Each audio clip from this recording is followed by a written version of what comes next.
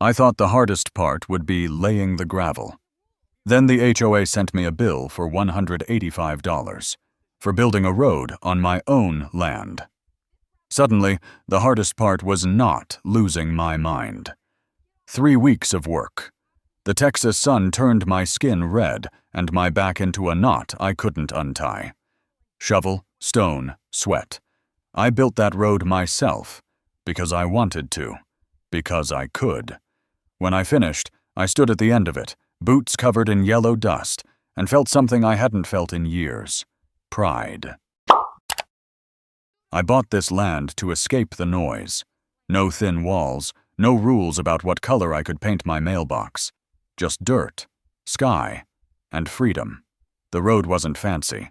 Crushed stone from the gate to my front door. Simple. Mine. I didn't wipe the dust off my boots. I liked it there. Proof that I'd earned this. Funny thing about freedom.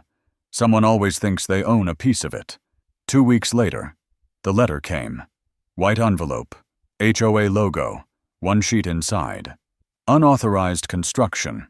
$185 is due in 30 days. The same HOA that ignored potholes on the public road suddenly cared about mine. They wanted payment. I wanted answers. Something better back. I didn't always live out here. Before this, I had an apartment in the city. 1,200 square feet, thin walls. I could hear my neighbor's TV through the drywall. I could hear his arguments with his girlfriend. Every night, I'd lie in bed and stare at the ceiling, feeling like I was living in someone else's space, like I was renting air. I didn't want much, just enough room to breathe, enough quiet to hear myself think. So I saved. I looked at listings every weekend. Most of them were too expensive or too small or too close to another HOA with rules about fence height and shrub placement. Then I found this one. 1.7 acres. No neighbors within 100 feet. The listing said it was part of an HOA, but the dues were low and the rules seemed reasonable. I signed the papers on a Tuesday. Moved in 3 weeks later. The land was flat and dusty. A few cedar trees.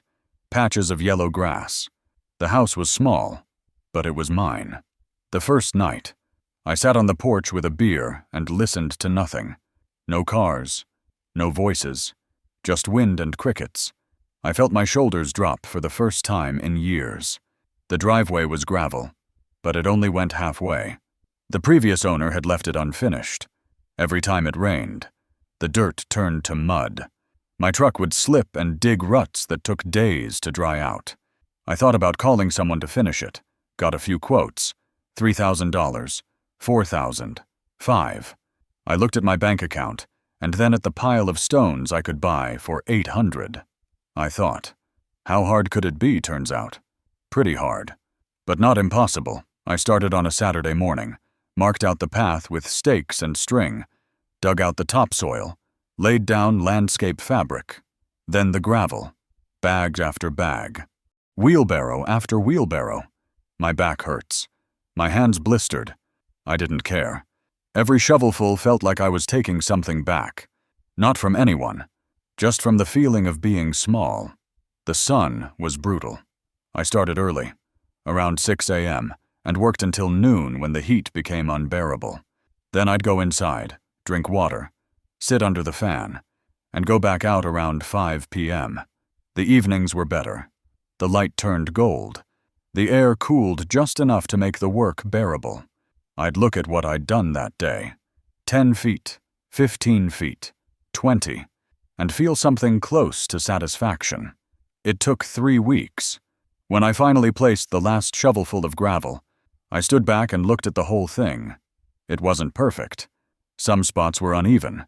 Some stones were bigger than others. But it was solid. It was real. It ran from my gate to my front door.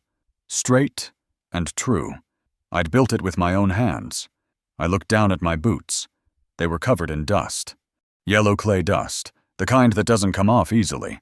It was under my nails, in the creases of my knuckles. I thought about cleaning up. Instead, I just stood there. I liked the dust. It was proof of effort, of ownership, of something I didn't have to ask permission for. That night, I sat on the porch again. Same spot, same beer, but this time, I wasn't listening to the quiet. I was looking at the road. My road. I'd done that. No contractor, no crew, just me. For the first time since I'd moved out here, I felt like I'd earned my place. It felt too quiet that night. The kind of quiet that doesn't last. I didn't know that 2 weeks later, I'd get a letter. I didn't know that someone I'd never met would tell me I'd done something wrong. I didn't know that the dust on my boots would start to feel less like pride and more like evidence. But that night, I didn't know any of that. I just sat there, tired and sore and satisfied, and thought, this is it. This is what I wanted. Space, quiet, freedom. I thought I had it. I thought that was the end of the story. I was wrong. The letter came on a Monday. I'd just gotten back from a supply run. Groceries, motor oil, and a new rake. The mailbox was one of those big rural ones at the end of the driveway. I pulled it open without thinking. Bills, junk mail, and then a white envelope with a logo I recognized but hadn't thought about in months. HOA. I tore it open. Standing there in the heat. One sheet of paper. Printed. Professional. Cold. Notice of violation. I read it twice, then a third time. It didn't make more sense. Unauthorized construction on the property without prior HOA approval. Per Covenant Section 12.4. All exterior modifications visible from common areas require architectural review and written consent. Fine assessed $185. Payment is due within 30 days. Late fees apply. No photo, no description, no explanation of what I'd supposedly done wrong. Just that number, 185. And the word, unauthorized. Like I'd committed a crime. I stood there for a long time. The paper felt thin in my hands. Cheap. But the weight of it was something else. I wasn't angry yet. I was confused. I'd built a road. On my land. It didn't block anyone's driveway. It didn't touch the street. It ran from my gate to my front door. Entirely within my property line. I'd checked. I'd measured. I'd been careful. I walked back to the house, sat at the kitchen table, read the letter again. The covenant. Section 12.4. I didn't remember that one. I didn't remember much of the covenant at all. When I bought the place, the title company had given me a binder full of paperwork.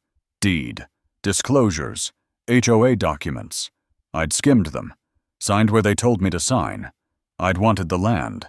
I hadn't thought the HOA would care about a gravel road. I pulled the binder off the shelf. 43 pages of covenant language. I found Section 12.4.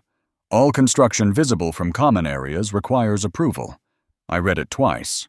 Was a road a structure? What counted as visible? The language was vague.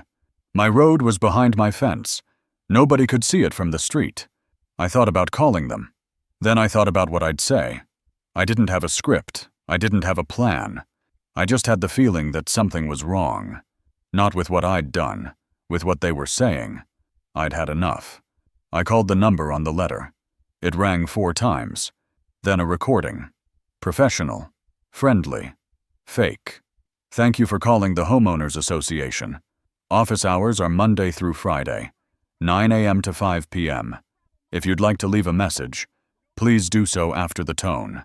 I didn't leave a message. I hung up. It was 3 p.m. on a Monday. Someone should have been there. I tried again the next day. This time, someone picked up. A woman.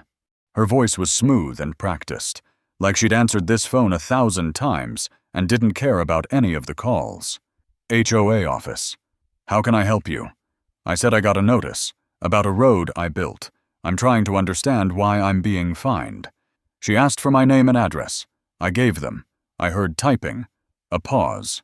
Yes, I see the notice. You built a road without submitting plans to the Architectural Review Committee. I said it's on my property. It doesn't affect anyone else. She said the covenant requires approval for all construction. I said, but it's just gravel. It's not a structure. It's a driveway extension. She said construction is construction. Flat, final. You'll need to submit the fine payment or request a hearing with the board. I asked, "Can I talk to someone on the board?" She said you can request a hearing. The board meets once a month. The next meeting is in 3 weeks. You can sign up for the open forum. 3 minutes. I said 3 minutes. She said yes. Is there anything else I can help you with? I wanted to say a lot of things. Instead, I said no. She hung up. I sat there with the phone in my hand. The sun was coming through the window. Dust floated in the light. Outside, I could see my road. Solid. Real. Mine. I looked at the letter again. $185. It wasn't about the money. It was about what the money meant. That I'd done something wrong. That I needed permission. That the land I'd bought, the sweat I'd poured into it, didn't matter, because I hadn't asked first. I folded the letter, put it back in the envelope. I didn't know what I was going to do, but I knew I wasn't going to pay. Not yet. Not until I understood what right they had to tell me I couldn't build a road on my own dirt. I spent 2 days reading the covenant. 43 pages. Dense, vague. Section 12.4 kept coming up. But the more I read, the less clear it became. Structures visible from common areas. But what was a structure? The covenant never said. And it mentioned common areas 14 times without defining them once. I checked the property map. Nothing touched my road. I wasn't a lawyer, but I knew vague language was dangerous. If they could call anything a violation, everything was a violation. I felt it shift from confusion to certainty. They were wrong. I opened my laptop and searched for property deed lookup. The county had a website. It was old and clunky, but it worked. I typed in my address. A PDF is loaded. 8 pages. My deed. The legal description of my property. Coordinates. Boundaries. Easements. I printed it. Laid it next to the HOA map. They didn't match. Not exactly. The deed showed my property line running 15 feet past where the HOA map showed the greenway. 15 feet. That was the difference between my land and their so-called common area. And my road didn't even come close to that line. It was a full 30 feet inside my boundary. I checked it 3 times, measured it on the map, did the math. The road was mine. On my land, not theirs. I felt something shift, not anger, not yet. But certainty. They were wrong. I wasn't sure if they knew they were wrong, or if they just didn't care. But the documents didn't lie. My deed was recorded with the county in 1998. The HOA covenant was filed in 2005. 7 years later. The deed came first. And in property law, first in time meant first in right. I'd learned that from a forum post written by someone who'd fought their HOA over a fence. It made sense. You couldn't buy land and then have someone change the rules on what you owned. I saved the deed to my desktop, printed 3 more copies, highlighted the property boundaries in yellow. Then I went back to the covenant. I read section 12.4 again. This time, I wasn't confused. I was looking for holes, and I found them. The section is visible from common areas. It didn't define common areas. It didn't provide a map. It didn't reference the deed. That was a problem. For them, not for me. I called the county planning department, asked if an HOA could stop construction inside my property line if I wasn't violating code. The answer was no. Covenant is a private contract. Can't override property rights. He said he'd send a code reference. An hour later, the email came. Section 8.2. Property owners have the right to improve their land within boundaries. HOA covenants don't supersede county authority. I printed it. Didn't feel victorious. Felt validated. Someone had said I wasn't crazy. I wasn't wrong. I put it in the folder. I had proof. I didn't want to fight. That's the part people don't understand. I just wanted them to see that they were wrong. I thought if I showed them the deed, the county email, the proof, they'd say, "Okay, we made a mistake." I thought reasonable people could have a reasonable conversation. I was wrong about that, too. I sent the email on a Thursday morning, addressed it to the HOA board, kept it polite, professional. I explained the situation, attached our scans of the deed, the county code reference, and a photo of the road. I wrote that I respected the HOA and understood the need for rules, but I believed there had been a misunderstanding. I asked them to review the materials and reconsider the fine. I ended with, "I look forward to your response." I hit send and felt like I'd done the right thing. Day 1. Nothing. I checked my inbox every few hours, refreshed the page, looked at my spam folder. Nothing. I told myself they were busy. They had lives, jobs. It was volunteer work. Give them time. Day 2. Still nothing. I called the HOA office. Same woman as before, same flat voice. I told her I'd sent an email, asked if the board had seen it. She said I don't have access to board emails. You'll have to wait for them to respond. I asked how long that usually takes. She said it varies. I thanked her and hung up. I didn't feel thankful. Day 3, I sent a follow-up email. Shorter this time, just checking in. Wanted to make sure the first email didn't get lost. Let me know if you need anything else. Sent. I stared at the screen for 10 minutes. Like the reply might come instantly. It didn't. Day 4. I called again. This time, a man answered. Different voice. Same lack of interest. I explained who I was. Said I'd sent 2 emails. Hadn't heard back. He said the board meets once a month. They'll address it then. I said the fine is due in 3 weeks. He said, then you should pay it or request a hearing. I said I did request a hearing. Email. He said I don't see that here.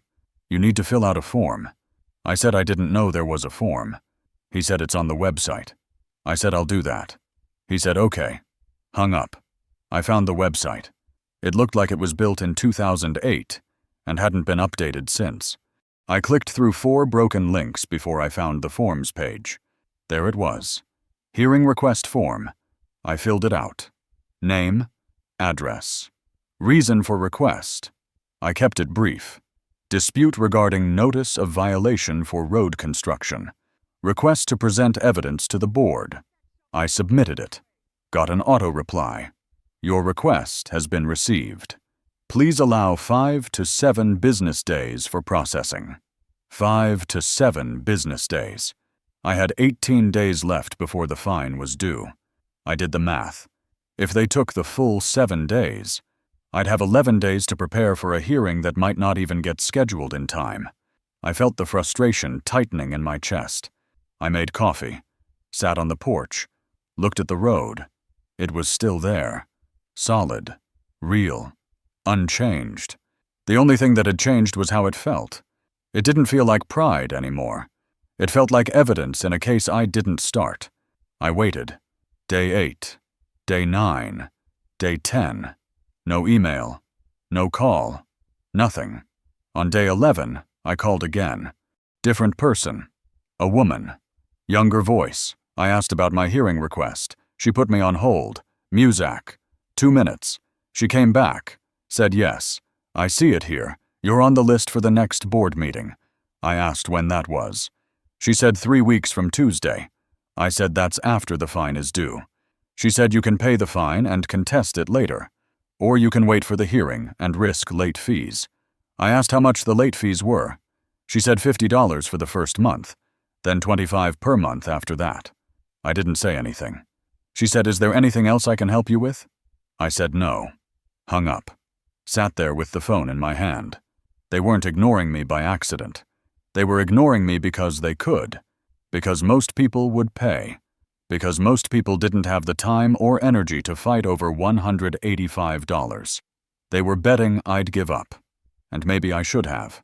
Maybe it was easier to pay and move on. Forget the principle. Forget the fact that I was right. But I couldn't. Not because I was stubborn. Because if I didn't stand up, they'd do this to someone else. Someone who didn't know how to check a deed. Someone who didn't have the county's number. Someone who'd just pay because they thought they had no choice. I folded the notice. Put it in the folder with everything else. I wasn't paying.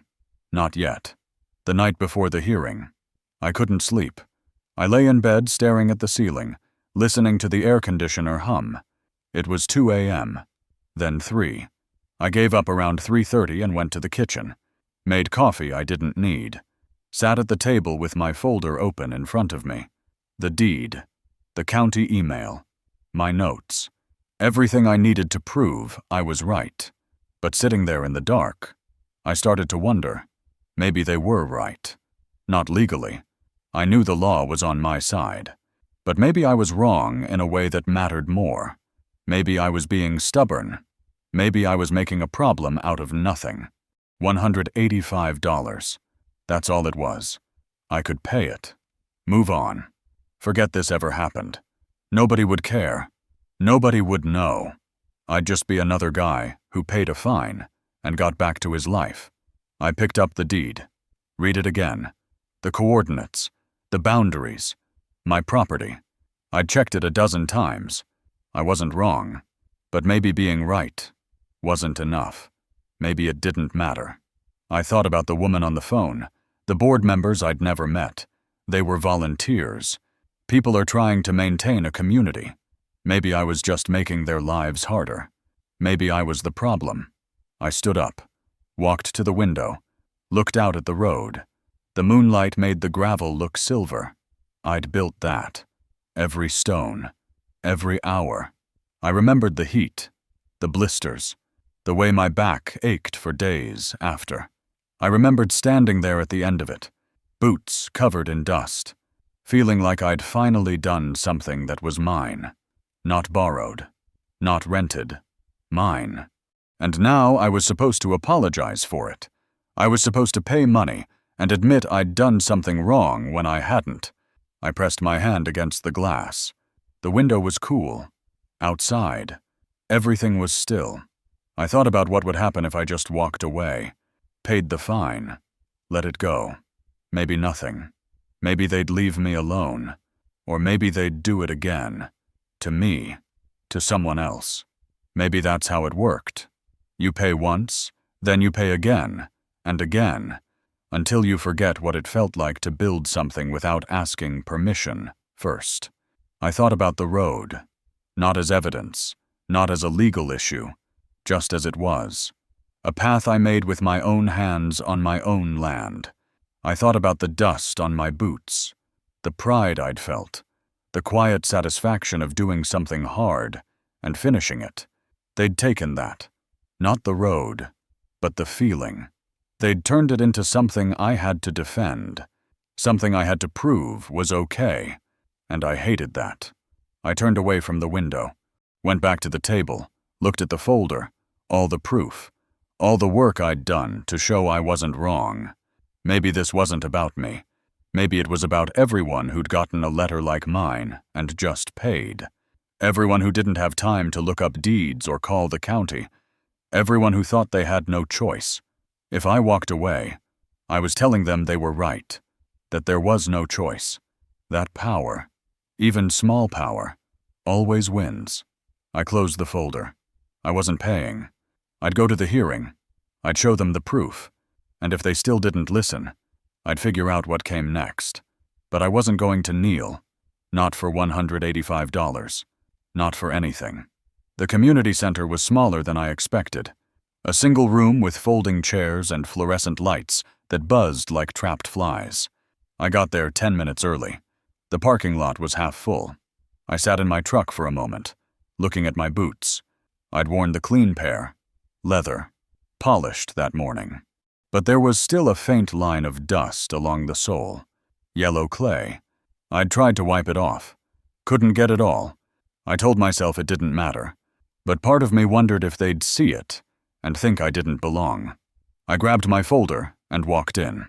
The room smelled like old coffee and air conditioning that couldn't quite keep up with the heat. People sat in scattered clusters. Neighbors I'd never spoken to. A couple with a stroller. An older man is reading his phone. Nobody looked at me. I took a seat in the back. The board sat at a table up front. 5 people. The woman in the center had short hair and a blazer that looked too formal for a Tuesday night in a community center. She had a gavel. Actual wood. Polished. She tapped it once. The room quieted. She read through the agenda. Budget report, landscaping update. Someone's complaint about a dog barking at 6 a.m. The board nodded along. Took notes. Voted on things that didn't seem to need votes. It all felt rehearsed. Like a play everyone had seen before. Then she said, "Open forum. Anyone wishing to address the board has 3 minutes." I stood up. A few people turned to look. The woman with the blazer glanced at a paper in front of her. "Ah, yes. You submitted a hearing request. Please come forward." I walked to the front, set my folder on the edge of their table. I didn't open it yet. I looked at her, then at the other board members. 2 men, 2 women. They looked tired, bored, like they wanted this to be over. I said my name, said I'd received a notice of violation for building a road on my property. I'm here to explain why I believe the fine is incorrect. The woman nodded. "You have 3 minutes." I opened the folder, pulled out the deed, laid it flat so they could see. I said I built a gravel road within my property line. This is the deed. It shows the boundaries. My road doesn't cross them. I pointed to the highlighted section. She glanced at it, didn't pick it up. She said, "I appreciate you bringing this forward, but the covenant does require approval for construction visible from common areas." I said my road isn't visible from any common area. It's behind my fence. She said the architectural committee determines visibility on a case-by-case basis. I said, "Based on what criteria?" Covenant doesn't define common areas. She paused, looked at one of the men next to her. He didn't respond. I pulled out the county email, set it next to the deed. I said I contacted the county planning department. They confirmed that property owners have the right to improve their property as long as they don't violate zoning or block easements. My road doesn't do either. She picked up the email this time. "Read it." Her jaw tightened. She said the covenant is a private agreement. The county doesn't govern HOA rules. I said, but the covenant can't override property rights. The deed came first, 1998. The covenant was filed in 2005. That's 7 years later. The room was quiet. A few people in the audience leaned forward. I could feel them listening now. Not just waiting for their turn. Actually listening. The woman set the email down. She said this is a board decision. We represent the community. You signed the covenant when you bought your home. I said I'm not arguing against the community. I'm asking you to show me what rule I broke. She didn't answer right away. One of the other board members, a younger guy, whispered something to her. She shook her head. Then she looked at me and said, "We'll take this under advisement. The board will review your materials and respond within 30 days. I said I already waited 3 weeks. The fine is due in 4 days. She said then you can pay it and request reimbursement if the board rules in your favor. I said you could void it now. She didn't like that. Her voice got colder. She said the process is the process. We're not going to make exceptions. I wanted to say more. Wanted to ask what process, what exception, but I could see it wouldn't matter. She'd made up her mind before I walked in. I picked up my folder, said thank you for your time, turned and walked back to my seat. The meeting ended 20 minutes later. I sat through the rest of it. Didn't hear a word. When people started leaving, an older man stopped by my row. He leaned in and said quietly, "I think you're right." Then he walked out. I sat there for another minute. The board was packing up, talking among themselves, not looking at me. I stood, walked to the parking lot, got in my truck, sat there with my hands on the wheel. I didn't feel like I'd won, but I didn't feel like I'd lost either. I felt like something had shifted. Not in the room, in me. I wasn't alone anymore.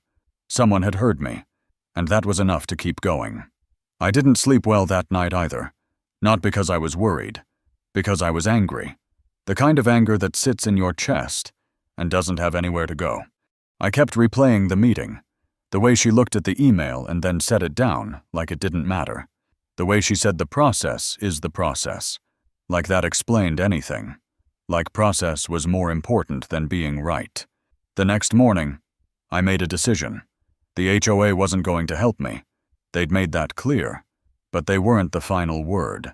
They liked to act like they were, but they weren't. The county was. The county issued the deed. The county enforced zoning. The county had authority. The HOA just had paperwork and a gavel. I looked up the number for the county planning department. Called at 8:30 a.m. It rang 4 times. A man answered. Sounded like he was drinking coffee. Planning department. I said I have a question about property rights and HOA enforcement. He said, okay, hold on. Let me transfer you. The line clicked. Muzak. A minute passed. Then another voice. A woman this time. Older. Confident. Planning department. This is Karen. I explained the situation. The road. The fine. The HOA claiming I needed approval. The deed showing the road was fully on my property. I asked her the question I should have asked weeks ago. Does the HOA have the authority to stop me from building on my own land if I'm not violating county code? She was quiet for a second. Then she said, let me pull up your parcel. What's the address? I gave it to her. I heard typing. She said, okay, I see it, and I see the easement along the east boundary. Your road doesn't touch that. I said, no. It's 30 feet inside my property line. She said, and it's not blocking access to any utilities or right-of-way. I said, no. Just gravel. Driveway extension. She said then, no. The HOA can enforce their covenant, but they can't prohibit construction that complies with county regulations. They can ask for approval, but if you're not violating setback requirements or zoning, they can't legally stop you. I felt something loosen in my chest. I said, can you put that in writing? She said, I can send you a reference to the code. Not a legal opinion. We can't give those, but I can confirm what the county regulations say. I gave her my email. She said, give me 20 minutes. I thanked her. Hung up. Sat there staring at the phone. For the first time since this started, someone with actual authority had said I was right. Not because they liked me.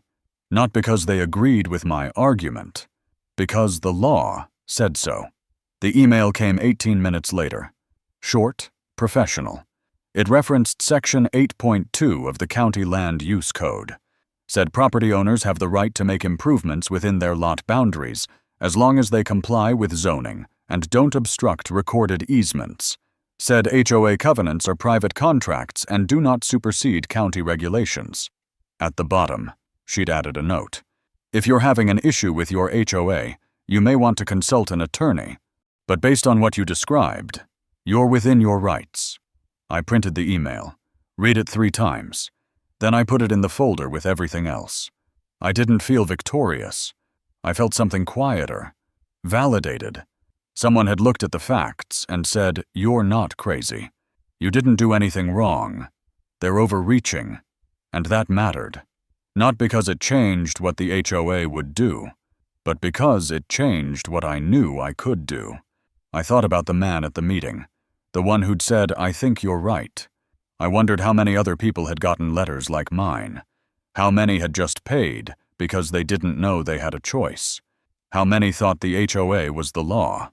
I pulled out my phone, looked at the hearing request form confirmation. The next board meeting was in 3 weeks. I'd be there. And this time, I wouldn't just have the deed.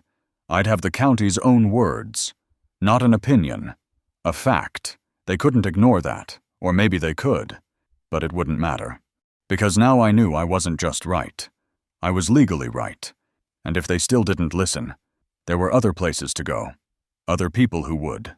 I folded the email carefully, put it in a plastic sleeve to keep it clean. Then I made another pot of coffee, sat on the porch, looked at the road. It looked the same as it always had, but it felt different. It didn't feel like evidence anymore. It felt like mine again. 3 weeks later, I went back. Same room, same fluorescent lights. But this time, I wasn't the only one who looked nervous. There were more people in the audience. I recognized a few faces from the last meeting. The older man who'd said I was right. A couple I'd seen walking their dog. And a few new ones. People who'd maybe heard what happened. Or maybe they had their own letters. The board looked the same. Same 5 people. Same woman with the blazer at the center. She tapped the gavel, brought the meeting to order, went through the usual motions: budget, landscaping, complaints, then open forum. She glanced at me, didn't say my name, just said anyone wishing to speak may come forward. I stood up, walked to the front, set my folder down. This time, I didn't wait for her to acknowledge me. I just started. I said my name, said I was here 3 weeks ago about the notice of violation for my road. You told me the board would review my materials and respond within 30 days. It's been 21 days. I haven't heard anything. She said we're still reviewing. I said I have additional information. I pulled out the county email, set it on the table. This is from the county planning department. It confirms that property owners have the right to improve their land as long as they comply with zoning and don't obstruct easements. My road does neither. The HOA covenant cannot supersede county regulations. She picked up the email. Read it. Her expression didn't change. She set it down and said, I understand your position, but the covenant is a private contract. The county doesn't govern HOA enforcement. I said, but the covenant can't override property rights established by deed. She said, that's your interpretation. I said it's not an interpretation. It's the law. First in time, first in right. My deed was recorded in 1998. Your covenant was filed in 2005. The deed takes precedence. The room was quiet. I could feel people watching, not just listening, watching to see what she'd say. She looked at the other board members. One of them, the younger guy, leaned over and whispered something. She shook her head. Then she looked at me and said, the board has made its decision. You violated the covenant. The fine stands. You can pay it or we'll refer it to collections. I didn't move. I said, can you tell me specifically what rule I violated? She said, Section 12.4. All construction requires approval. I said Section 12.4 refers to structures visible from common areas. My road isn't visible from any common area, and the covenant doesn't define what a common area is. She said the board determines that. I said, based on what criteria? She didn't answer, and that's when someone else spoke. A man in the third row. He stood up, said, excuse me, can I say something? The woman looked annoyed. She said this is his time. The man said, I know, but this affects me too. I got a notice last year, $200 for painting my house. The covenant said I needed approval for color changes, but I checked. There's no list of approved colors, no guidelines, nothing. I paid because I didn't want trouble, but now I'm wondering if I should have fought it. Another voice, a woman near the back. I got fined for my mailbox. They said it was the wrong style, but the covenant just says you have to have a mailbox. It doesn't say what kind. I paid too. The room shifted. People started murmuring, looking at each other. The woman with the gavel raised her voice. She said each case is different. We review them individually. The man in the third row said, but what's the standard? How do you decide? She didn't answer. I stepped forward, said, I'm not asking you to admit you were wrong. I'm asking you to explain your reasoning. If I violated a rule, show me the rule. Show me the definition. Show me the criteria. She stared at me. Her jaw was tight. She said the board doesn't owe you an explanation. We represent the community. You need to trust our judgment. I said I do trust judgment, but I need it to be based on something, not just authority. She stood up, said this meeting is over. She didn't use the gavel, just picked up her papers and walked out. The other board members sat there for a second, looking at each other, looking at us.